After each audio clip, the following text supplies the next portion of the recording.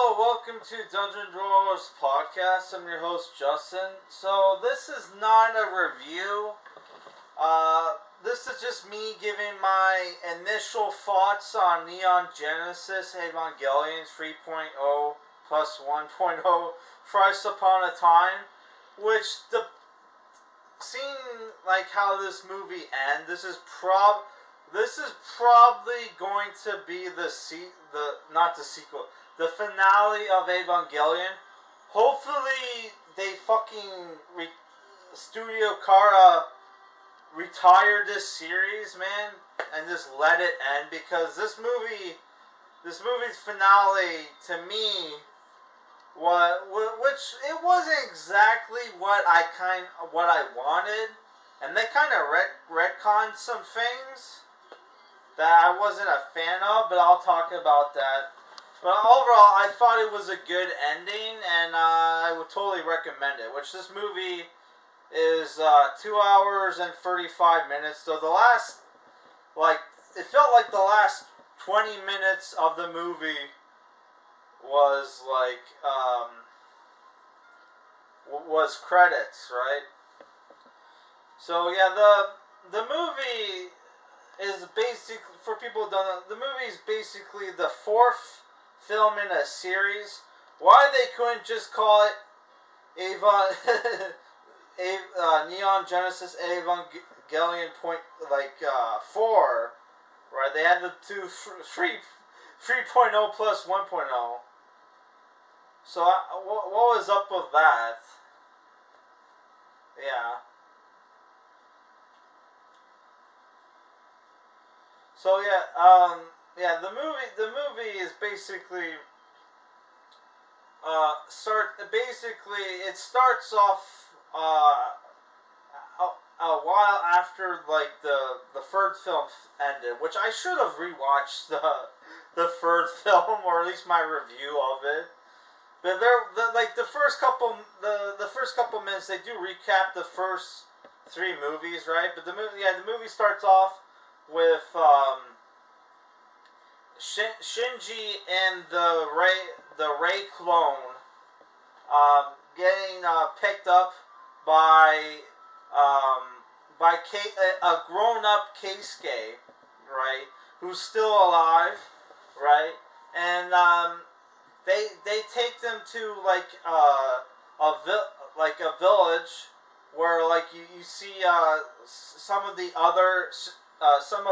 Shinji's other friends from the series, who are all grown up, which I totally forgot that Toji was still alive, right? Because in the original series, Toji was the pilot of Evangelion 3, right? Who was killed by Shinji or Gendo, depending how you want to see it, right?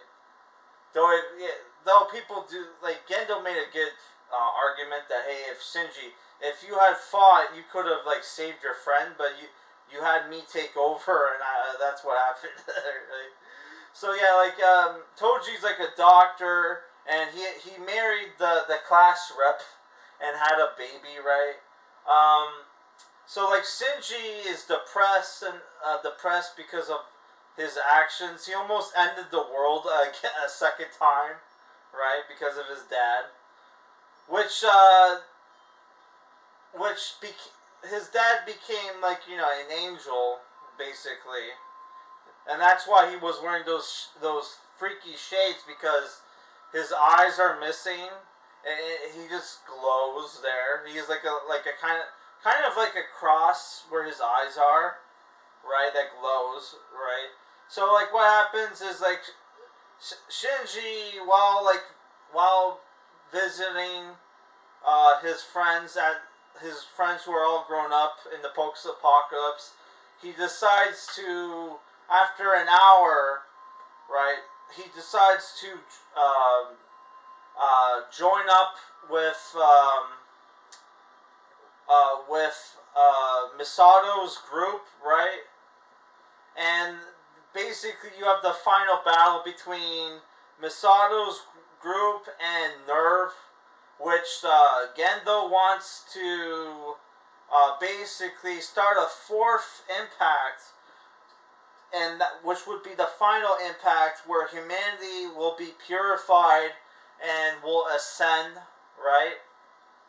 Because he wants humanity to basically become this hive mind that he can control, that can, like, replace angels and hopefully kill the gods. Which, that's another thing I don't like about the movie, because the movie has always, Evangelion, right, has always had Christian themes, right? That's why it's called Neon Genesis Evangelion, right? So, like, it was always Gendo wanted to get revenge on God for taking Yui away from him, but they changed God to gods. I felt like that was some PC bullshit by either Funimation or somebody, right? When, like, it's supposed to be God, man. The ancient, like, ancient philosophers have already, like, 2,000 years ago or whatever, have figured out if God is real, or gods are real, it only makes sense for there to be one. You can't have multiple supreme beings. It only makes sense for there to be one supreme being, right? So what happens is, again, that Ikari has to get into Eva again because Gendo and Nerve basically wiped the floor out of Asuka's like fleet, right? Eva 2 gets absorbed by Eva 13, right? And Mari's Eva lost both its arms, but she's able to get new ones. So, like, they have, like, no choice but to put Shinji and another Eva, right? So, like, after that, Shinji, with the help of Mari, is able to board Eva Unit 1, and Gendo gets in Eva Unit 13, and they fight in this, like, alternate dimension where they're fighting inside, because the alternate dimension cannot be perceived. The gel or whatever that our characters swim in or whatever while in their plug suits make this environment based off their memories, right? So you have this montage of Eva Unit 1 fighting Eva Unit 13, and, like, different scenes from the show, like the high school, Rei's apartment, Misato's apartment, a studio warehouse, right, which I thought was breaking the fourth wall a bit, even though this is an animated movie, right? Yeah, so, like, what ends up happening is that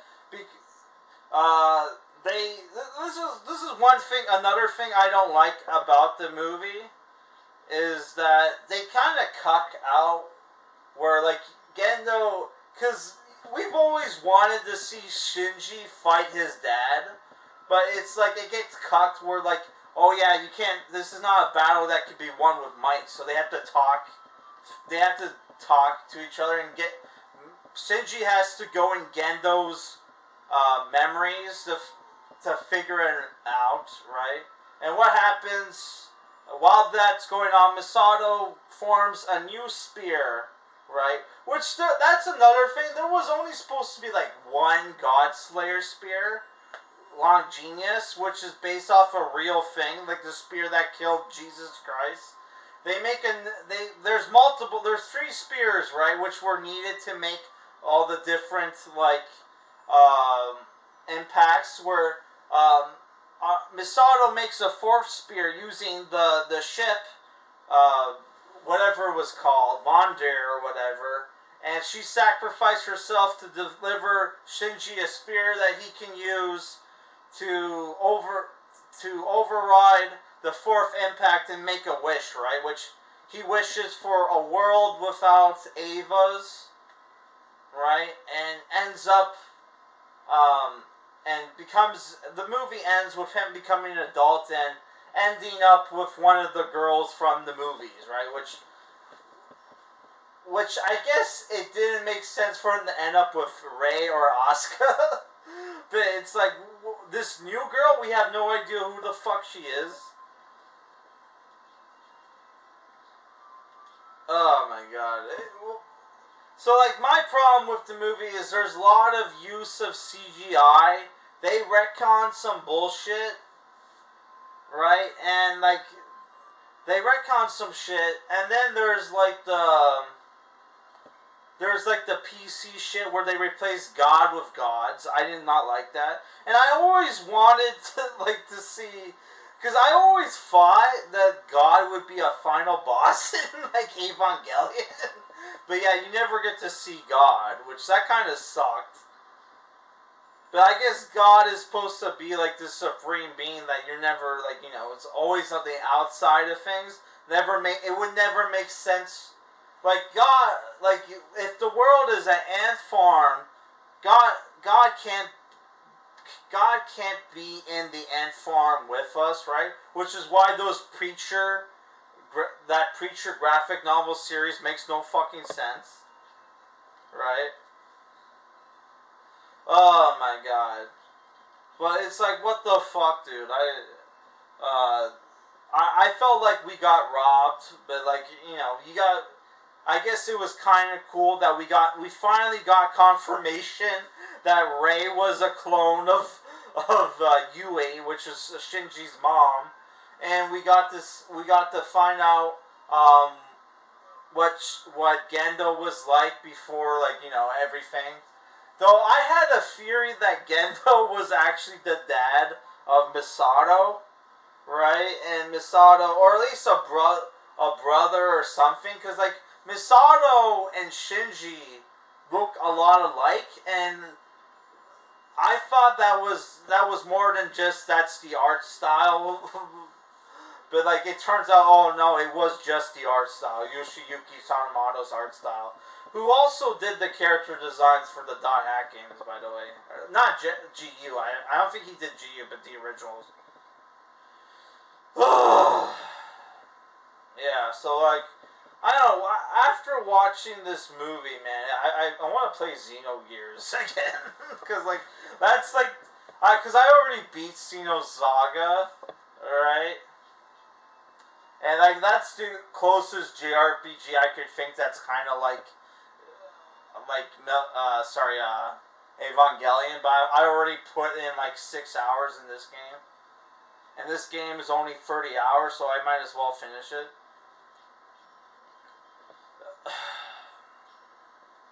So,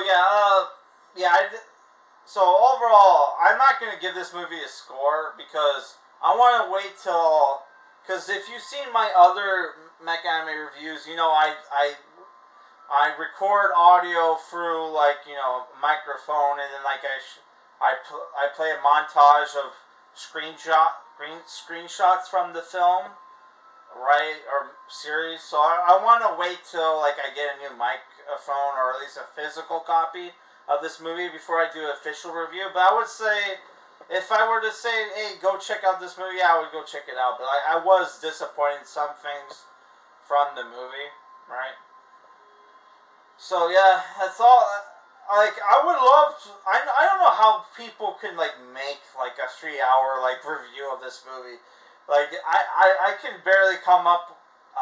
it's only been 14 minutes, and I'm already like, man, what else can I say? Other than I wish, like, they didn't end it the way they did, but I kind of like the ending, even though, like, for a mecha anime series, I want like a final battle that's epic with, like, lots of screaming, right? Oh, and I thought there was some CGI in the movie that I thought was straight up looked like PS1, PS2 graphics, but, like, it might have been intentional, because there's a movie called there's a Jim Henson film called Mirror Mask, which, if you've ever seen screenshots of that movie or clips, the movie is bizarre and, like, fucking nightmare fuel, because you have, like, real, like, live action stuff, and really shitty CGI creatures that look bizarre. And like there's like a really shitty CGI Giants Ray Ayanami in the movie, right? And I'm like, why does the CGI look so shitty? And it's like, maybe they did that to make it more bizarre. But I don't know, man. I was not a fan of a lot of the CG in the movie. For most of the fights, the Evas are like CGI, right? Which, honestly, I would have preferred if they were 2D. But we're getting to the point where, like, mecha anime, for some reason, they feel like 3D is better. Like, 3D doesn't even look better. I think it's mostly, like, a fucking time constraint thing. Which, there's shots in the movie where it's, like, animated storyboards, right? Especially near the end, right? And, like, a lot of the flashback scenes are, like, really shittily animated, right? And that was probably intentional, but it's like, what the fuck, man? Yeah, I did not like that at all. But overall, I thought the movie was good, right? But like, fuck, man. I'm not gonna give a rating yet because this is just my impressions. And I need time to like, you know, digest this shit. And I want to wait till like I said, I either get a new microphone so I can do a proper podcast on this, or I get a physical copy and we just do like a you know, a review or whatever. But fuck, man, this movie, it has me conflicted. But like, I hope the franchise dies after this, right? Or we get like a prequel. I don't want any more fucking series or movies where it's just a fucking retelling of the original series, man. I am fucking done with that bullshit. Either, if they want to continue this franchise, either do prequels or let it die, right? Do something fucking new. But like, no more fucking compilation movies or like, you know, reimaginings of the original stories. Fuck that shit. I am done. Let this franchise die already. Do a new mecha anime series. Because mecha anime is kind of dead, except for like random Gundam shit. But it's like, what the fuck, dude? And I was watching a podcast, a live stream, where I asked the dude, hey, what do you think about the future of mecha anime? And he was pretty much saying everything that I agreed, like I already knew, like, and I agree with. But it's like one thing he did bring up is another reason why mecha anime is fucked and dead is because there's such, like, a lot of mecha anime fans don't even bother watching new shit because it's shitty animated or like the mecha designs are shit. So like they just there's such a huge backlog that they rather just watch the old shit than the new shit. And I also suffer from that, right? Especially since there was a lot of shit like I missed, like Elgime, fucking Beast Planet Galliant or whatever the fuck that was called. That was Panzer World Galliant. The Armored Troopers, what's it called? Fuck, I can't remember. The mecha series with the Scope Dog, if you know what I'm talking about. But yeah, like, fuck, man. Yeah, so like, yeah, basically my point is, hey, mecha anime fans, old and new, if you want to keep the mecha anime genre alive, we need to support the new shit, whether or not we like it or not, because, you know, that's the thing we gotta do, right? If we want to keep the fucking genre alive, we have to support the fucking new shit. Yeah. You know, I wish there wasn't cutscenes, but I guess I did complete Chapter 1, and that's why I'm just getting cutscenes. Because I wanted to show off the horse riding in this game, which the horse riding in this game is pretty cool. And when you get into random battles, you're riding, the monsters run beside your horses, and you have this like kind of chase battle scene, which is fucking awesome, right? Which that's something a lot of like turn-based RPGs don't do, is incorporate the mounts in the battles, right? Which is why I think this game's fucking awesome so far. Yeah, so that's pretty much all I have to say about this movie. I'm going to do a review for Gundam F91, right? But that might be hard to find a time because my sister is dropping off her cat. Not the cat I watched like earlier this year. She got a new kitten. Her old cat, she never picked up and left here because her boyfriend did not like the cat, so she had to basically abandon her cat with me, which is very fucking hard to look after a cat when you own a dog and they can't be in the same room together. So they gotta fucking know. But now I have to babysit her kitten, which also doesn't like cats or dogs. It's like fucking hell, man. Yeah, so it might be hard to find time to review shit other than like the Christmas month videos, but we'll try, right? So I just wanted to give a little update. Yeah, so that's all I have to say for this video, guys. After I beat this game and do my review, we're gonna do another vote. Which after I beat this game, I'm not gonna just I'm gonna play whatever. I'm gonna play a game that I'm gonna play probably SMT5 after I beat this game. But after SMT5, I'm gonna have a bunch of PS1 JRPGs, and we're gonna vote for the next game to review. Sorry, it's getting late. So that's